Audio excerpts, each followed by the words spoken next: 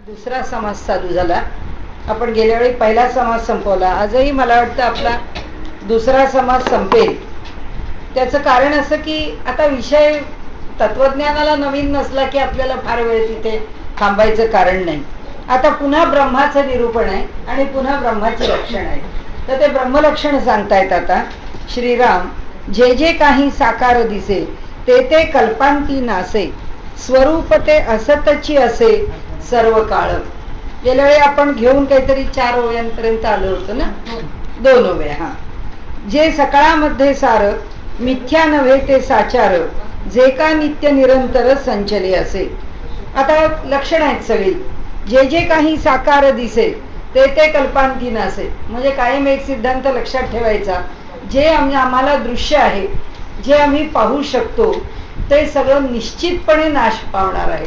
याबद्दल काही कुठे वाद नाही. स्वरूप ते असतची असे सर्व काळ. पण जी स्वरूप स्थिती आहे ती मात्र सर्व काळ तशीच कायम आहे. जे सकळामध्ये सार, मिथ्या नव्हे ते साचार, जे का नित्य निरंतर संचले असे.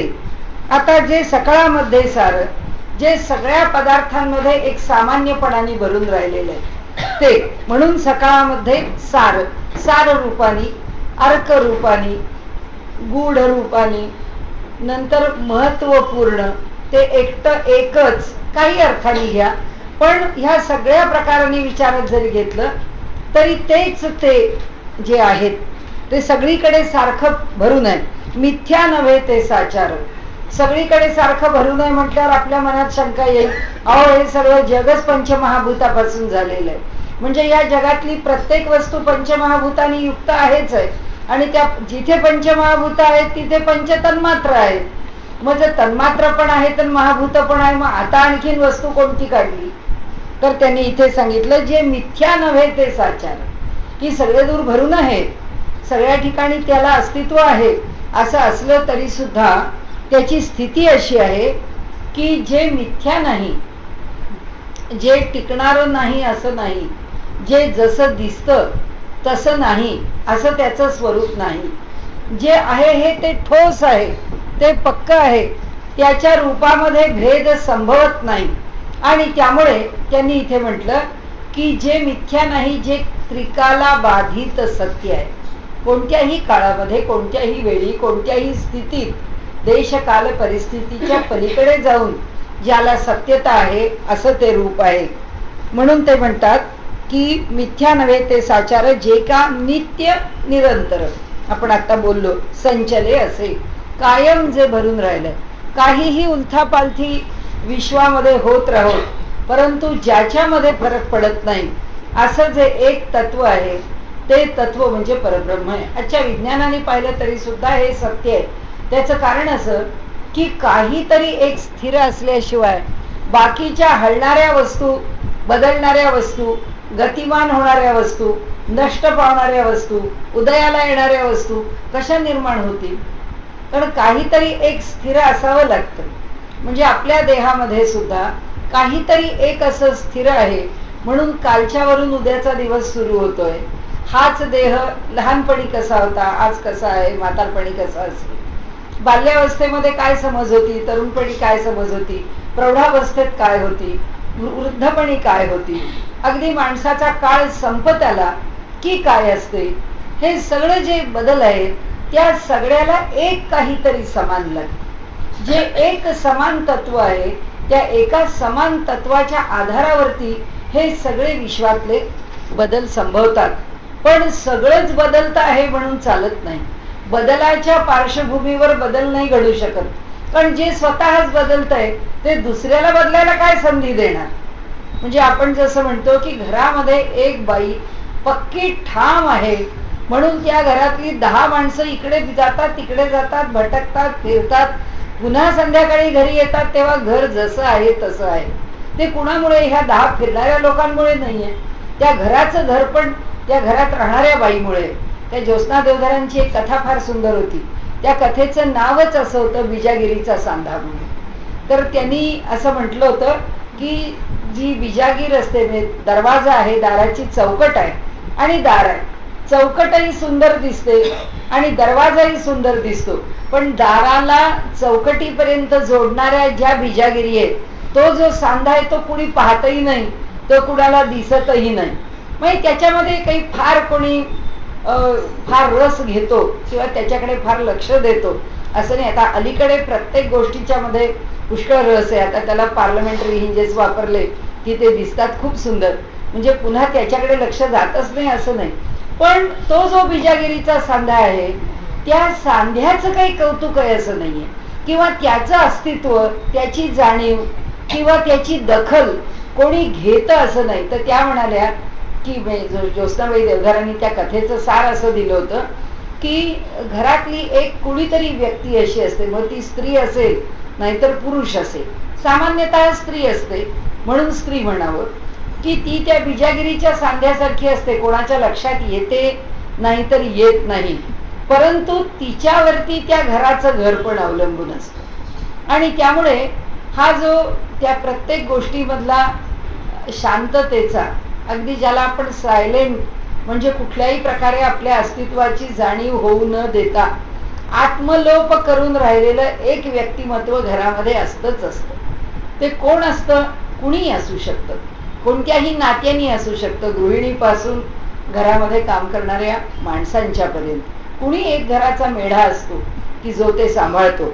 तर तसं त्यांनी सांगितलंय की ह्या जगाची सगळी विविधता ज्याच्या पार्श्वभूमीवर अनुभवता येते, तो जो कोणी आहे तो परमात्मा आहे, ती स्वरूप स्थिती आहे, ती स्थिर आहे.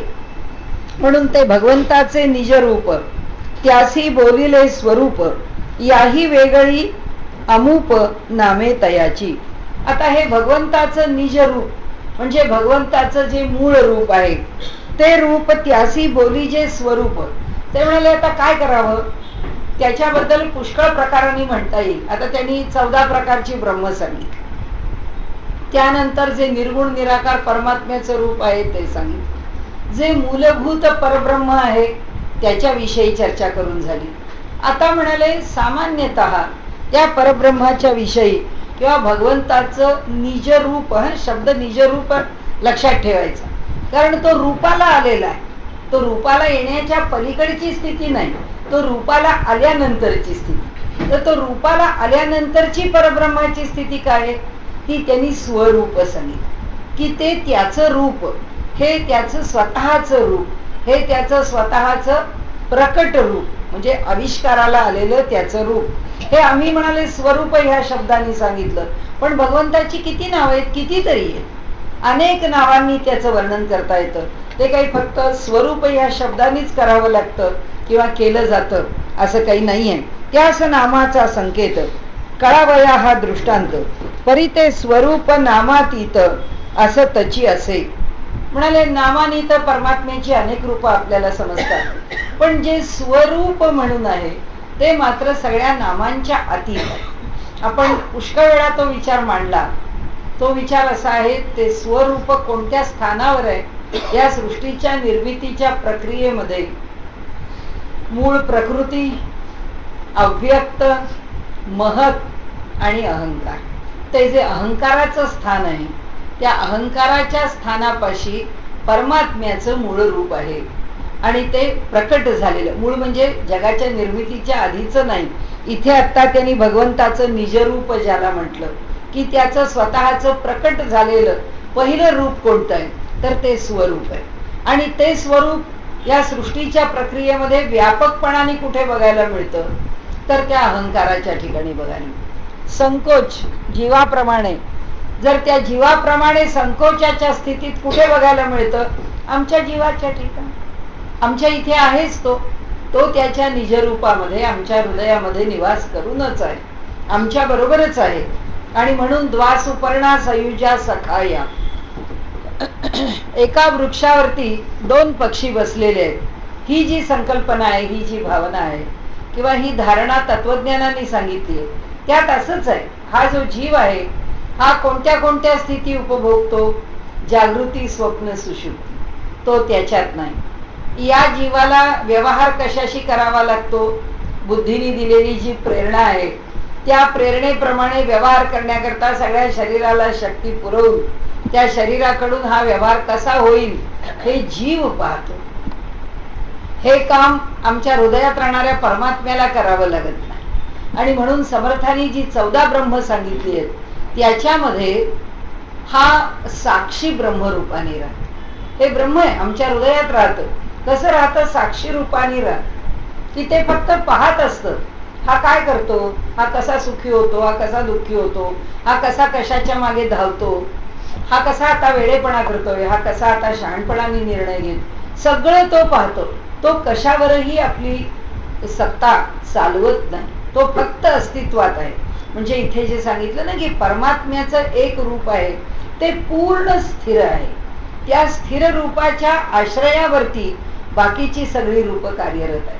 की जसं जागृतीमध्ये आमचा वैश्वानर आत्मा काम करतोय, आज ही साडी नेसावी, आज हे दागिने घालावे, आज हे पक्वान्न करावं, आज देवाला ही फुलं आणावीत, आज अमक्याला जेवायला बोलवावं, उद्या त्याचा सत्कार करा. अनेक गोष्टी मनात येतात, अनेक गोष्टी आहेत. या सगळ्या गोष्टी करणारा वैश्वानर आहे.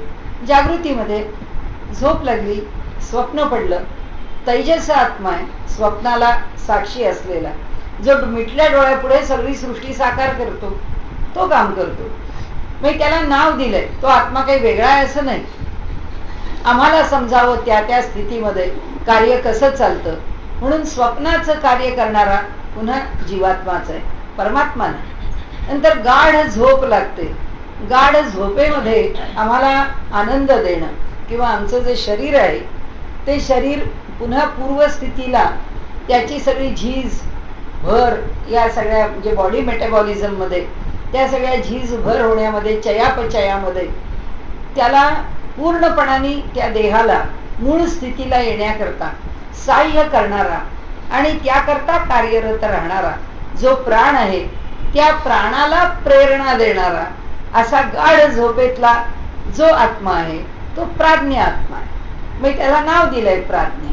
म्हणजे असं हे जीवाच्या ठिकाणच्या 3 अवस्थांमध्ये ते चैतन्य काम करतं. पण ते कोणतं? जीव चैतन्य म्हणून. पण परमात्म्याचं चैतन्य रूप जे आमच्या इथे साक्षी रूपाने किंवा ते आमच्या हृदयामध्ये, जसं आता म्हटलं की स्वरूप हे भगवंताचं निज रूप आहे. आमच्याही ठिकाणी स्वरूपच आहे, पण विश्वामध्ये ते व्यापक आहे, आमच्यामध्ये ते संकुचित आहे. आमच्याही ठिकाणी स्वरूप आहे. आणि म्हणून आपल्याला सगळ्या तत्वज्ञानामध्ये आतापर्यंत आपण बघताना एक गोष्ट बोलतो की दुसरी उपासना, दुसरी साधना, बाहेर जाऊन मूर्ती ठेवून त्याची पूजा अर्चा करण्याची काही आवश्यकता नाही. आमच्या बरोबर ते स्वरूप आहेच. त्या आमच्या हृदयस्थ परमात्म्याला, त्या स्वरूपाला आम्ही जाणावं ही खरी पहिली चालना. म्हणजे परमेश्वराला हृदयातच जाणावं, पण परमेश्वराला आम्हाला हृदयात जाणता येत नाही, ते आम्हाला अवघड होतं. म्हणून आम्ही त्याला बाहेर जाणण्याचा प्रयत्न करतो. आणि म्हणून मग कोण मूर्ती घेईल, मग दुसरा कोणी पुष्कळ पूजेचा संभार मांडील, तर कोणी आणखीन यज्ञ याग करेल. वेगवेगळे प्रकार आहेत.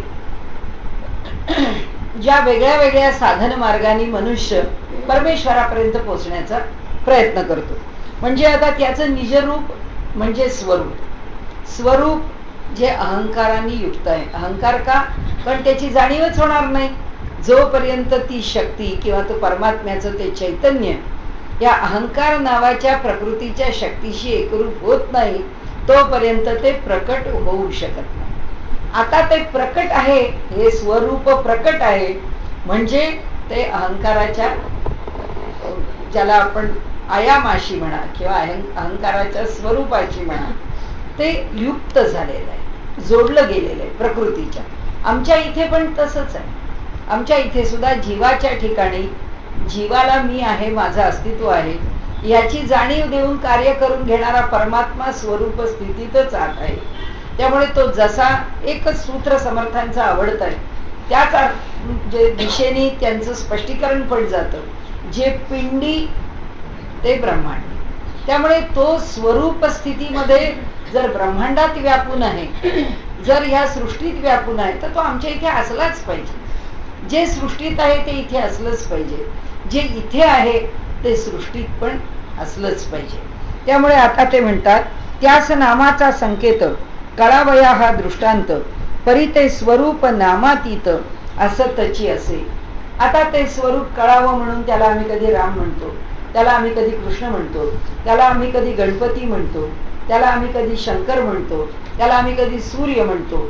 आणि आपल्याकडे जी रोजच्या उपासनेमध्ये म्हणजे ज्याला पंचदेवता उपासना, पंचायतन पूजा ज्याला म्हटली ना, आयतन म्हणजे शरीर, 5 प्रकारचं आयतन ज्यांनी स्वीकारलेलं आहे, एकच चैतन्य. पण त्या एकाच चैतन्याने किती प्रकारचं आयतन म्हणजे शरीर स्वीकारलंय? गणपती त्याचंच रूप आहे, शंकर त्याचंच रूप आहे, गायत्री म्हणजे सूर्य त्याचंच रूप आहे, रुद्र म्हणजे शंकर त्याचंच रूप आहे, आकाश म्हणजे शब्द तन्मात्र विष्णू त्याचंच रूप. रूप आयतन ही वेगवेगळी आहेत. आयतन म्हणजे शरीर, म्हणजे विष्णू पासून ते इथे जलाची देवता म्हणून, किंवा म्हणजे जसं आपण गणपती म्हटलं तसं देवी पण त्याचंच रूप आहे. तो म्हणतो मीच तिच्या रूपाने प्रकट होतो. माझं आविष्काराला येणारं जे रूप आहे ती देवीच आहे, ती प्रकृतीच आहे, ती प्रकृती शक्तीच आहे, तीच महामाया आहे, तीच जगदंबा आहे, तीच दुर्गा आहे, तीच उमा आहे, तीच गौरी आहे, तीच महासरस्वती आहे, तीच महालक्ष्मी आहे, तीच महाकाली आहे. नावं कोणतीही द्या, पण म्हणाले हे सगळं माझंच रूप आहे, माझ्या रूपाशिवाय हे काही वेगळं नाही. म्हणून काय म्हणतात? कळावया हा दृष्टांत. कसला दृष्टांत? नामाचा संकेत, नामानी संकेत केला. आता काय, आज आमची घटस्थापना झाली, आता उपासना कोणाची? देवीची. मग आपण प्रत्येक, तुमची कुलस्वामिनी कोण? प्रत्येक माझी तुझी तुळजाभवानी, आमची कोण? महालक्ष्मी. पण म्हणाले आमची माहूरची. झालं, त्या देवीची अनेक रूपं अनेक नावानी नाम संकेतानी आम्ही आमच्याकडे पूजतो. पण हा जो संकेत केला आहे तो संकेत त्याला म्हणाले आम्हाला कळण्याकरता, तो परमात्मा समजण्याकरता हे एक त्याचं रूप आहे, हे एक त्याचं प्रतीक आहे. जसा संकेत शब्द आहे तसं प्रतीक शब्द घ्यायला हरकत नाही. परी ते स्वरूप नामातीत, पण ती देवी आहे ही सुद्धा नामाच्या अतीत आहे. कारण एक देवीची महालक्ष्मीची कथा सांगतात, म्हणजे घडलेला प्रसंग. इथे फार मोठे शास्त्री होते, आत्माराम शास्त्री जेरे म्हणून, त्यांनी तो प्रसंग वर्णन केलेला आहे. ते म्हणाले एक ब्राह्मण कोल्हापूरला देवी प्रसन्न व्हावी म्हणून तिची उपासना करत बसला, आणि देवी प्रकट झाली तिच्या शक्तीच्या. असं आहे, ती सुद्धा तिचं काहीतरी दाखवतेच, आपली चुणूक.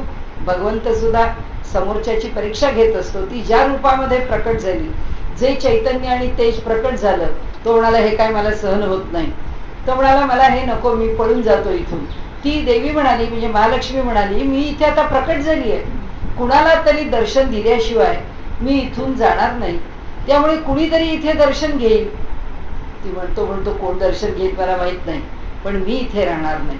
मग त्यावेळी तिथे देवीचे एक भक्त होते, आणि ते गोसावी होते, स्वामी होते, जे संन्यास घेतलेले होते.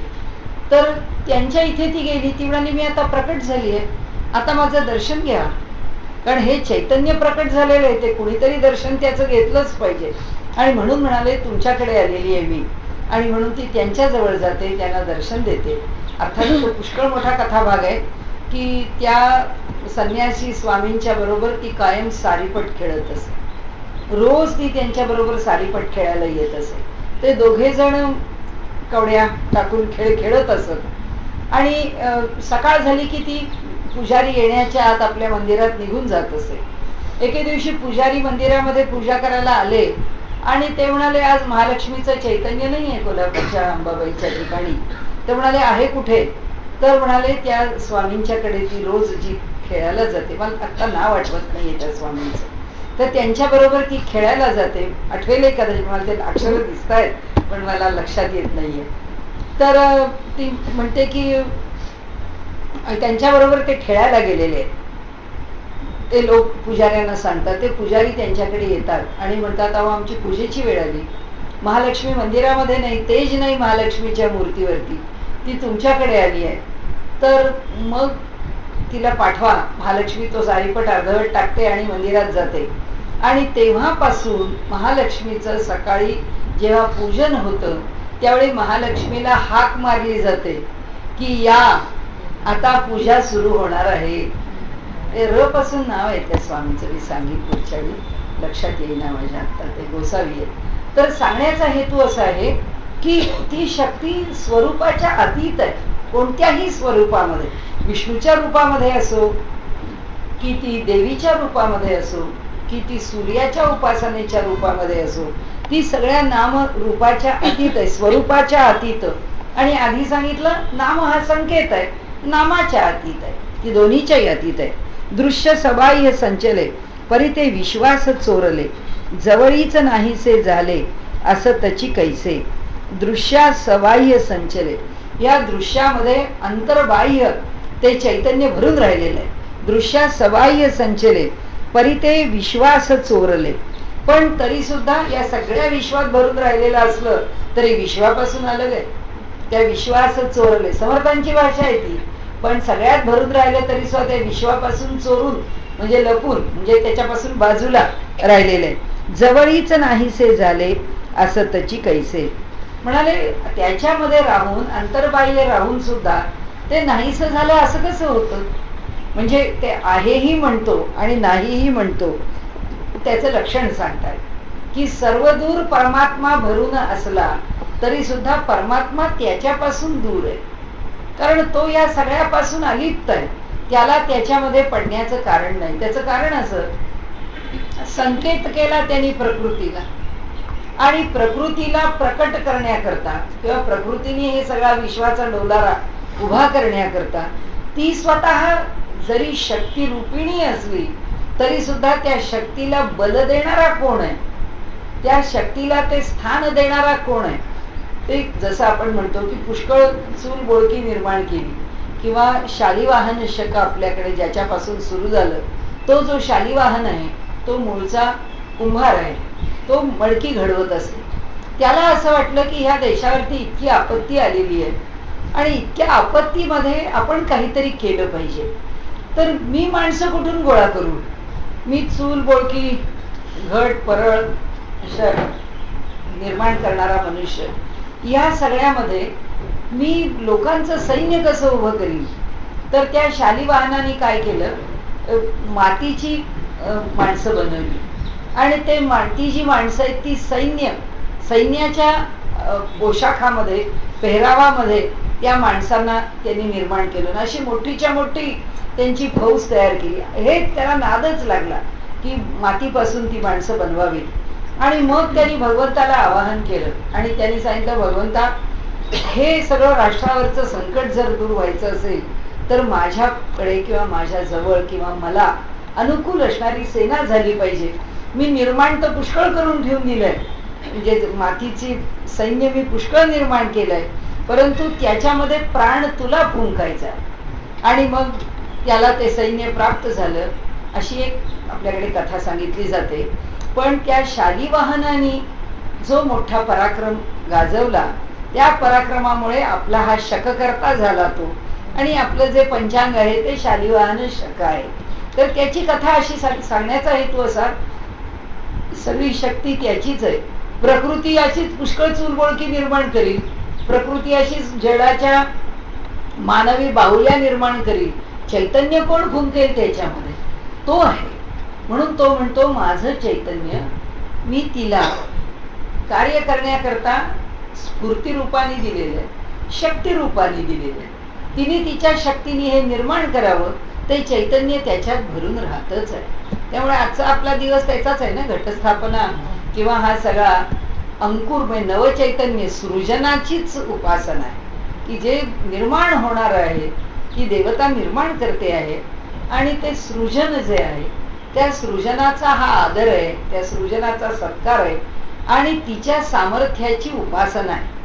कारण तिचं सामर्थ्य काय, नवीन निर्माण करण्याचं सामर्थ्य. प्रत्येकाच्या मध्ये ते सामर्थ्य असलं पाहिजे. आम्हाला जर एक पदार्थ तयार करायचा तरी तो निर्माण करण्याचं सामर्थ्य असलं पाहिजे. आम्हाला इथून बाहेर जायचं असलं तरी आमच्या पायांमध्ये आम्हाला इथून तिथे नेण्याचं सामर्थ्य असलं पाहिजे. जे काही लहानसं करायचं आहे त्या प्रत्येक निर्मिती करता सामर्थ्याची आवश्यकता आहे. ती शक्ती आहे, आणि म्हणून त्या शक्तीची उपासना आहे. आणि ती सृजन करणारी, सगळ्या प्रकारची निर्मिती ती करते, आ ब्रह्मस्तंभ पर्यंत. अगदी ब्रह्मदेवापासून गवताच्या काडीपर्यंत निर्माण करणारी ती आहे. म्हणून तिची उपासना आजच्या दिवशी किंवा हे 9 दिवस नवरात्रीचे आपल्याकडे उपासना केली जाते, ती त्याच धारणेने केली जाते. आणि आपल्याकडे याच संधिकालात करत नाही, आपण 3ही संधिकालात करतो. म्हणजे वर्षा ऋतू संपून आता आपल्याकडे शरद ऋतू आला, त्याच्या संधिकालात 9 दिवस.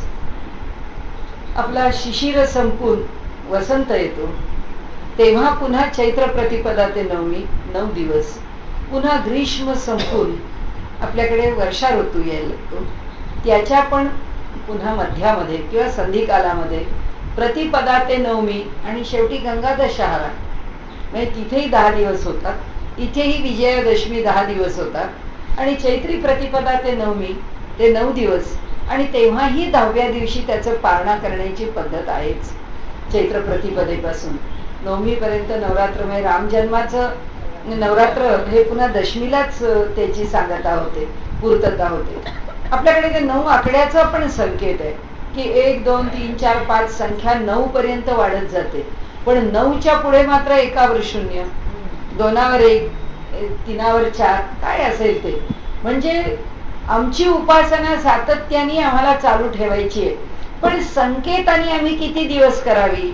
9 दिवस करावी. कारण वाढणं कुठपर्यंत आहे? 9 पर्यंत. त्याच्या पुढे वाढत नाही. संख्या घेऊन वाढवतो आम्ही, त्याच घेऊन वाढवतो. संख्या 1 2 3 4 9 पर्यंत वाढते, पुढे वाढत नाही. ती पुढे आम्ही वाढवतो, शून्यानी वाढवतो, अंकांनी वाढवतो. आणि त्यामुळे उपासनेचा काल आम्हाला हे सगळं प्रतीकाने चाललंय ना आता, ते नामसंकेत आणि रूपसंकेत. स्वरूप हा रूपाचा संकेत दिला आणि नाम हा त्याच्या जे रूप आहे त्या रूपाचा आम्हाला संकेत दिला. आणि रूपाचा तो संकेत म्हणजे प्रत्यक्ष प्रकट होण्याचा संकेत. पण परमात्मा कशाच्या अतीत आहे? नामाच्या पण अतीत आहे, रूपाच्या पण अतीत आहे. आणि म्हणून त्याची उपासना कायम व्हावी. कायम व्हावी म्हणजे किती दिवस व्हावी? किती काळ? वर्षाचे 365 दिवस व्हावी, संपूर्ण संवत्सर व्हावी. पण आता आम्ही उपासनेला विशेष, ही उपासना कशी आहे? ही नित्य नाही आहे, ही नैमित्तिक आहे. मग नैमित्तिक उपासना किती दिवस करायची? महिनाभर 40 दिवस अशी झाली की ती कोणाच्याने होत नाही. लोक म्हणतात ना 1.5 दिवसाचा गणपती बरा असतो. तो 7 दिवस 10 दिवस रेगाला कि मग त्याच्या त्या पूजा, मग त्याचे नैवेद्य, मग ते सगळं थोडं इकडे तिकडे ढिलं पालं सुरू होतं त्याच्यामध्ये. मग ढिले पडता उपयोगी नाही उपासना. मग ती अगदी पक्की, अगदी डटून, अगदी कट्टाची. रानड्यांच्या परंपरेमध्ये गुरुदेव त्याला कट्टाचा शब्द आहे त्यांचा, कट्टाची उपासना, कट्टाची साधना. तशी ती किती दिवस? 9 दिवस. तर म्हणून त्यांनी इथे सांगितलंय की ईश्वर जो आहे तो आम्हाला दृश्य नाहीये, ती देवी पण नाहीये. रणछोडदास, मला केव्हापासून आठवत होता, ते रणछोडदास आहे, देवीचे फार मोठे भक्त उपासक. आणि अजूनही तिला आरोळी दिली जाते की चला आता पूजेला सुरुवात होईल, आपण या. तर इथे दृश्य सवाह्य संचले, परिते विश्वास चोरले, जवळची नाहीसे झाले असतची कैसे. जवळ असून सुद्धा कसं नाहीसं झालं? ते कशाला आमच्यामध्ये अडकून पडणार आहे? अडकून पडलं तर त्यालाही आसक्तीच लागली. जे आम्ही अडकून पडलोय प्रपंचामध्ये, आम्ही आसक्तच आहोत. मग ते आसक्त नाही का होणार? या ब्रह्मांडावर जर अडकून पडलं तर ते कशातच अडकून नाही, ते सगळ्यापासून अस्पर्शच आहे. अस्पर्श, अशब्द, अगंध, असं ह्या सगळ्या 5ही तन्मात्रांपासून दूर असलेलं. त्यामुळे असतची कैसे, ते असं अडकून पडलेलं कसं असेल? ऐसा ऐकोनिया देव, उठे दृष्टीचा भाव, पाहो जाता दिसे सर्व दृश्यची अवघे. ऐसा ऐकोनिया देव, अशा प्रकारे त्या देवाचं स्वरूप ऐकल्यानंतर उठे दृष्टीचा भाव, कुठे उन्नत होतो, आमची नजर बदलते, आमच्या दृष्टीला जे दिसतं ते बदलतं. कोणत्या उपनिषदाच्या वचनाचा विचार केलाय त्यांनी? यो वै भूमा तत्सुखम. म्हणजे आमची दृष्टी इतकी व्यापक होते की हे माझ्या कुटुंबातले सुद्धा हे माझ्या अधिक जवळचे, या अधिक जवळच्यांमधले सुद्धा मला अधिक प्रिय असणार आहे. ही सगळी आम्ही आमच्याकडनं केलेली वर्गवारी आहे. तेव्हा ही वर्गवारी राहतच नाही. या सगळ्याच्या पलीकडे निघून जातं. म्हणून काय होतं, ऐसा ऐकोनी या देव, देवाचं हे स्वरूप ऐकल्यानंतर आम्ही कोण हे पहिल्यांदा लक्षात येतं. आम्ही कोणीच नाही. जर सगळा काही तोच आहे तर मीचा घोळ आम्ही घालतो कशा करता. म्हणून ते म्हणतात, उठे दृष्टीचा भाव, आमची जी दृष्टी आहे ती बदलून जाते. पाहो जाता दिसे सर्व दृश्याची आघवे. आणि पाहायला लागला तर हे सगळं जे दृश्य आहे ते अवघं सगळं सारखंच दिसतं. या सगळ्यामध्ये काही बदल दिसत नाही. संतांच्या दृष्टीला जसं दिसतं त्यांच्यामध्ये वगळं नाही, निगळ नाही, आपलं नाही, दुसरं नाही, जवळचं नाही, लांबचं नाही, आवडीचं नाही, नावडीचं नाही. दृष्टीचा विषयो दृश्य, तोची झाली या सादृश्य. तेणे दृष्टी पावे संतोष, परी ते देखणे नव्हे. आता ते म्हणतात दृष्टीचा विषयो दृश्य, डोळ्याचा विषय दृश्यच आहे, पाहणं हाच आहे.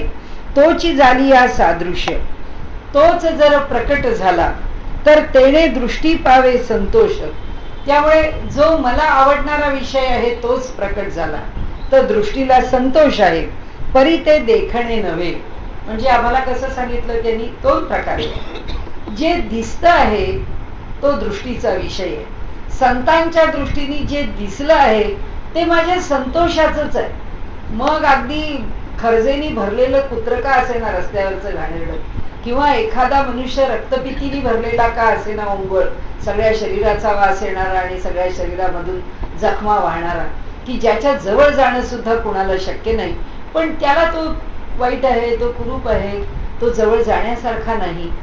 ज्याला जुगुप्सा म्हणतात, त्याच्याविषयी शिसारी, तिटकारा, नको वाटणारा भाव निर्माणच होत नाही. कारण दृष्टीला फक्त पाण्याचा विषय दिलेला आहे. आणि संतांची जी दृष्टी आहे ती फक्त परमात्म्यालाच बघते. त्यामुळे वर दिसणारा जो देह आहे त्याच्या पलीकडचं आत्मतत्वच त्यांना दिसतं. त्यामुळे देहाच्या ठिकाणचं ओंगळवाणं रूप, कुरूपता, स्वरूपता, सगुण, दुर्गुण या कशाशीही म्हणजे सद्गुणांचा किंवा दुर्गुणांचा त्यांच्या ठिकाणी काही परिणाम होत नाही. हे त्यांच्या दृष्टीचं आहे. आमच्या दृष्टीचं कसं आहे, दृष्टीचे सगळेच विषय आहेत. आपण एखाद्या कार्यक्रमाला गेलो, 5, 50, 100, 500 लोक दिसली, आपल्या ओळखीचा दिसला की तो किती लांब असला तरी आपण चला भेटला, कुणीतरी माझ्या ओळखीचा भेटला. इथे आपण आलो, लग्नाला आलो, कुठे हळदी कुंकवाला गेलो, कुठल्या समारंभात गेलो, इतर लोकांची हो नाही नाही तसे काय हॅलो हाय सगळं करतो, पण आपल्या ओळखीचा भेटला की मग बघायला नको. ते म्हणाले तो संतोषाचा विषय आहे, पण परी ते देखणे नव्हे. पण म्हणाले हे पाहणं नव्हे, आमची दृष्टी सदोष आहे म्हणून तिला संतुष्ट करणारच पाहावंसं वाटतं. पण जे दिसेल त्यानीच संतोष झाला पाहिजे, ही संतांची दृष्टी आहे. जे जे दिसतं ते संतुष्टच करणार आहे, ते चांगलंच आहे. दृष्टीचं दिसे ते नासे. आता त्याची थिअरी सांगितली.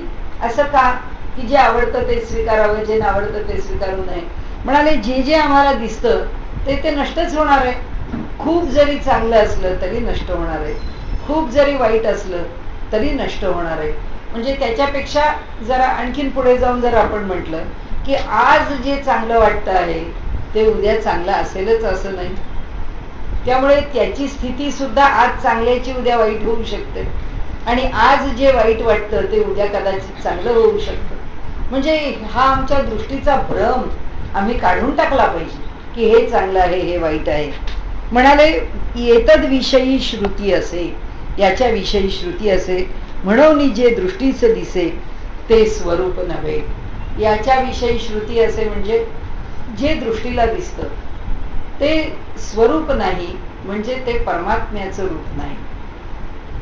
म्हणजे राम आम्हाला दिसला, समजा आमची भक्ती बघून त्याला दया आली आणि त्यांनी आम्हाला त्याचं दर्शन दिलं, तर रामाचं जे सगुण दर्शन घडलं तो राम आहे का? नाही.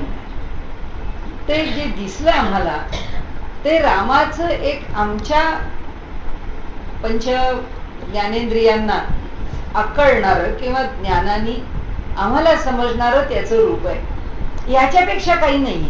म्हणजे आम्हाला जे ते दिसलं रूप असं आम्ही म्हणतो, ते रूप फक्त आमच्या दृष्टीला दिसलंय. आता ते म्हणतात ते खरं नव्हे. असं का म्हणतात? दृष्टीचं दिसे ते नासे. म्हणजे जे दिसलं ते काही सातत्याने डोळ्यापुढे राहणार नाही. हा एक भाग. एतद विषयी श्रुती असे. आता त्याची श्रुती आपण बघू. आणि म्हणून जे दृष्टीस दिसे ते स्वरूप नव्हे. म्हणून जे दिसतं तदेव ब्रह्मत्वं विधी नेदम यदिदम उपासते. ब्रह्माचं ते स्वरूप आहे असं समज की ज्याची उपासना करता येत नाही. जिथपर्यंत आम्ही उपासना करू शकतोय तोपर्यंत आमच्या पंचज्ञानेंद्रियांचाच विषय आहे. मग ते आमच्या पंचज्ञानेंद्रियात येणारं नाहीच आहे, ते त्याच्या पलीकडेच आहे. आणि त्यामुळे ते कधीच आमच्या दृष्टीला दिसणार नाही. आणि जे दृष्टीला ते आमच्यापर्यंत येऊन आमच्या दृष्टीला जे दाखवतं आम्हाला समजलं पाहिजे की ते दृष्टीला का पडतं. म्हणजे कसा फरक असतो तत्ववेत्यांच्यामध्ये. नामदेव महाराजांना सातत्याने परमात्म्याचं दर्शन व्हावंच आणि तो सारखा बरोबर असावा, कीर्तन करताना बरोबर असावा, ही त्यांची जी बुद्धी होती परिपक्वतेच्या आधीची. मग त्यांना गुरु मिळाले वगैरे वगैरे, मग ते बदलले, तो पुढचा भाग. पण इतका मोठा पांडुरंगाचा लाडका भक्त, पण तरी सुद्धा पांडुरंग सारखा माझ्या मागे पुढे असावा, कीर्तनामध्ये असावा, कीर्तनात टाळ वाजवावा नाही तर समोर उभा राहावा, पण त्याच्याशिवाय माझं कीर्तन होणार नाही, ही भावना नामदेवांची आहे. कोण केव्हाची आहे? जेव्हा फक्त सगुण जाणतायत तेव्हाची.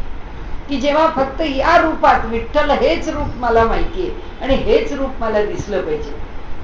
ही एक स्थिती आपण त्यांच्या काव्यामधून बघतो. एक स्थिती मला अनुभवायला मिळाली माझ्या भाग्याने. मी उत्तर काशीला होते, माझ्या सद्गुरूंच्या बरोबर होते.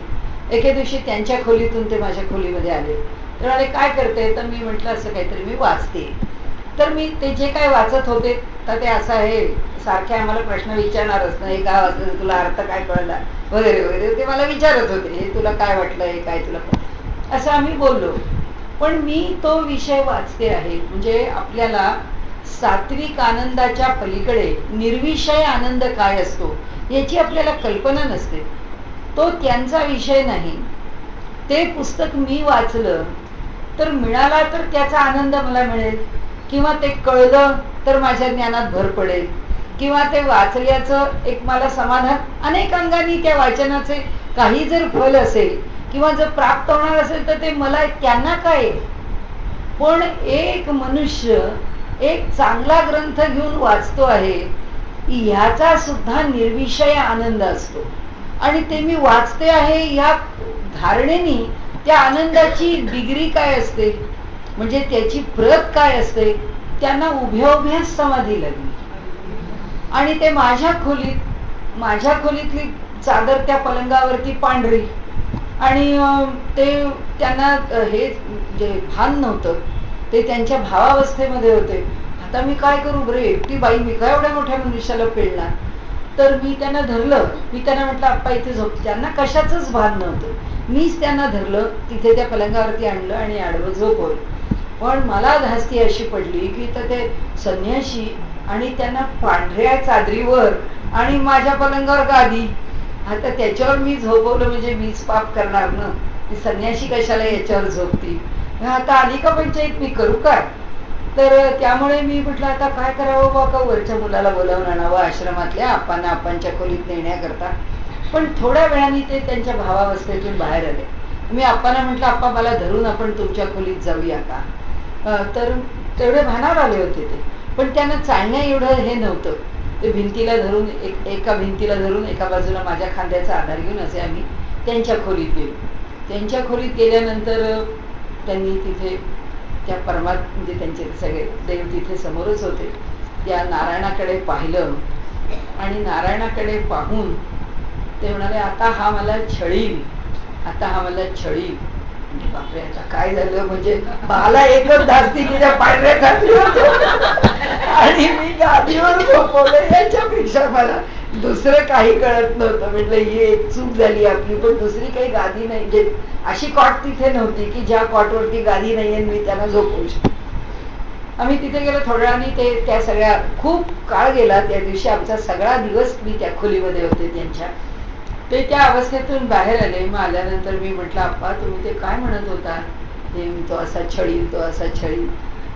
तर ते म्हणाले नाही, त्याला असं वाटेल की, म्हणाले मी तुझ्या इथे खोलीत आलो, ते तू वाचत होतीस, ते वाचत असताना कुणीतरी एक बरं वाचत आहे, याचा सुद्धा मला अजून आनंद व्हावा आणि मी भावावस्थेत जावं. तो म्हणेल तू काय पुन्हा लौकिकात येतोस का, म्हणजे तो म्हणे मला छळी. हे झालं. आणि नंतर ते तिथे बसले, मी त्यांच्या खोलीत त्यांच्या इथे त्यांच्या ह्याच्यावर बसलो. त्यांनी तो एक ओटा बांधलेला होता, त्या ओट्यावरतीच ते झोपायचे. तर त्या ओट्याच्या इथे खाली मी कॉट सारखा तिथे मी खाली बसले. तर मी त्यांना म्हटलं, अप्पा तुम्हाला असं एकदम हे असं का वाटलं? आज सकाळीच तर तुम्ही म्हटलं मला म्हणालात की आज मला एक चांगला आनंद. कारण काय झालं त्यावेळी त्यांना ती कविता झालेली होती, ती आरती, आणि ती आरती ते घेऊन आले आणि मला म्हणाले, कल्याणी याची तू मला एक प्रत करून दे. म्हणून ती प्रत करून दिली आणि त्यांच्याच अक्षरात ती ठेवायला आपल्याला आवडेल म्हणून एक झेरॉक्स करून आणली बाजारातून. तर मी म्हटलं की काल एकादशी होऊन गेली, आज द्वादशी आहे, तुम्हाला आरती स्फुरली आहे नारायणाची, याचा अर्थ तुम्हाला त्याचं दर्शन झालं असेल. पुष्कळ खरपटीला बसले मी अर्धा पाऊण तास, अप्पा असंच झालं असेल ना, अप्पा असंच झालं असेल ना, वगैरे वगैरे. तर ते म्हणाले की हा म्हणाले, पण मला त्याचा म्हणाले त्रास होतो. म्हटलं का? त्याचं दर्शन झाल्याचा तुम्हाला का त्रास होतो? ते म्हणाले की मी त्याला एकदा दर्शन मागितलं होतं की मला तुझं दर्शन झालं पाहिजे. त्यांनी मला एकदा दर्शन दिलं, आता तो मला कशा करता दर्शन देतोय? म्हटलं हा तुम्हाला कशाला प्रश्न पडला? नामदेवांना तो का दर्शन देत नाही हा प्रश्न पडतो. तुम्हाला तो दर्शन देतो याची अडचण का झाली? नामदेवाला दुःख न देतो म्हणून झाली, तुम्हाला देतो म्हणून का झाली? ते म्हणाले असं आहे की त्याला दर्शन देणं म्हणजे सोपं आहे का? म्हणाले त्याला किती त्रास आहे. कारण हे सांगते कशा करता, तो स्वरूपाच्या अतीत आहे. की त्याला मला दर्शन देण्याकरता यायचं म्हणजे ती पंचमहाभूत गोळा करायची आणि रूप घ्यायचं आणि माझ्या समोर प्रकट व्हायचं. कशा करता? मला कशाला पाहिजे हे, आणि मला कशाला त्यांनी दर्शन द्यावं, त्याला का त्रास द्यावा? मी म्हटलं आता ही तुमची कमालच झाली. म्हटलं आम्हाला आतापर्यंत नामदेवांची भक्ती किती श्रेष्ठ आहे असं वाटत होतं आणि आम्ही त्याच भक्तीला आदर्श मानत होतो. हा म्हटलं तुम्ही दुसरा आयाम सांगितला. तेव्हा त्यांचं एक वाक्य फार छान होतं. ते म्हणाले की पापण्या जशा डोळ्यातल्या बाहुलीला जपतात तसं आपण आपल्या परमात्म्याला जपलं पाहिजे, त्याला त्रास होऊ नये म्हणून. आपली जपण्याची पद्धत काय असावी त्याचं त्यांनी गमक सांगितलं. की म्हणाले जशा आपल्या पापण्या, आपल्या बुबुळ इतकं नाजूक आहे की त्याला आमच्या आईड्स पण आणि पापण्या पण ते दोन्ही जशा जपतात तसं म्हणाले त्याला त्रास द्यावा, कशा करता द्यावा? म्हणजे इथे हे जे त्यांनी म्हटलंय ना की हे जे दृश्य आहे, जे दृष्टीस दिसे ते स्वरूप नसे, दृष्टीस दिसे ते नासे, एतद विषयी श्रुती असे. म्हणजे ज्ञान आता आपल्याला म्हणजे कळतं की त्यावेळी लक्षात आलं की त्यांना असं वाटलं ठीक आहे तो प्रकट झाला, मला दिसला, पुढच्या क्षणी तो राहणार आहे का इथे? तो जर त्या क्षणापुरताच इथे मला दर्शन द्यायला आला तर त्यांनी त्या क्षणापुरता माझ्याकरता त्रास का घ्यावा? कारण ते टिकणार नाहीये. तो जे टिकणार आहे ते माझ्या ठिकाणी आहे. म्हणजे त्याचं गमक काय? मी त्यांना विचारलं मग तुम्हाला परमात्मा दिसतो किंवा दिसावा किंवा दिसत असतो किंवा तो आपल्या जवळ असतो याचं गमक काय? म्हणजे उघड्या डोळ्यांनी तो समोर दिसत असतो. आपल्याच डोळ्यापुढे, उघड्या डोळ्यापुढे त्याचं दर्शन होत असतं. हीच भक्ताची, आणि त्याला ते काय म्हणतात, ही भक्ताची प्राथमिक स्थिती आहे. म्हणजे आता पुढची स्थिती काय कोणाला नाही. त्यांनी जायचं उघड्या डोळ्यापुढे त्याची जी मूर्ती आहे आपल्या आराध्य देवतेची ती आपल्या डोळ्यापुढून कधीच हलत नाही.